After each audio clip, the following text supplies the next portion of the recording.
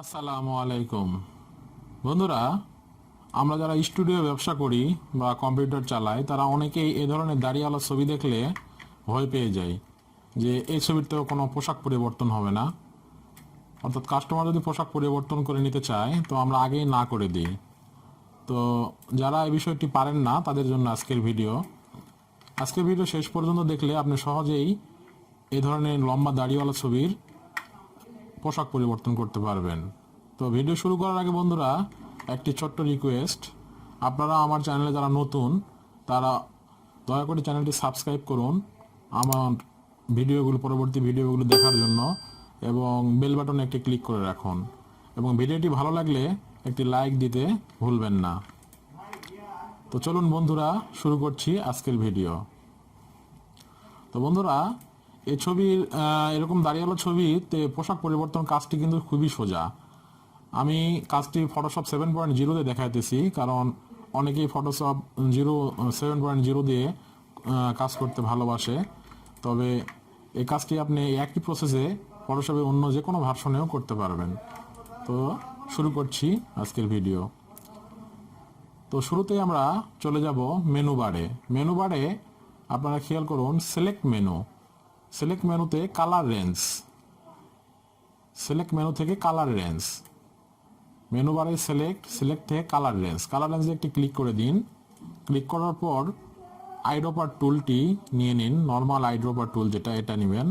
অনেক সময় অন্যটা সিলেক্ট থাকতে পারে, আপনারা এটাতে একটা ক্লিক করে এটা সিলেক্ট করে নেবেন। নর্মাল আইড্রপার টুল সিলেক্ট করে নিয়ে আপনারা দাড়ির উপরে একটি ক্লিক করে দিন।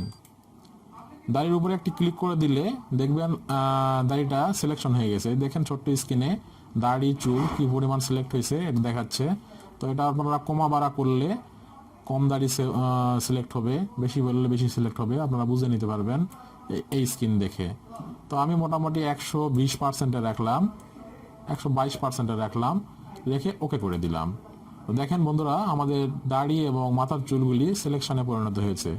এই অবস্থায় রেখে আমরা কিবোর্ড থেকে কন্ট্রোল জে প্রেস করব।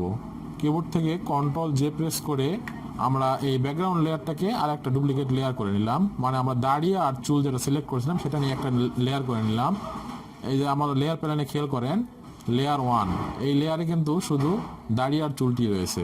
আপনারা এই ব্যাকগ্রাউন্ড লেয়ার যে ছবি, মেন ব্যাকগ্রাউন্ড লেয়ার, এটার এই যে চোখ আইকনটা তুলে দিন, তারা দেখতে পাবেন যে আমাদের কি সিলেকশন হয়েছে। আশা করি বন্ধুরাও দেখতে পাচ্ছেন দাড়ি এবং চুলটি সিলেকশনে রয়েছে, একটা আলাদা লেয়ার হয়ে গেছে। আর এটা হলো মূল ছবি। তো এখন আমরা এখান থেকে যে কোনো পোশাক এই ছবিতে অ্যাপ্লাই করতে পারি। তো চলুন আমরা শুরুতে এই পাঞ্জাবির ছবিটি এখানে অ্যাপ্লাই করি, দেখি কেমন হয়।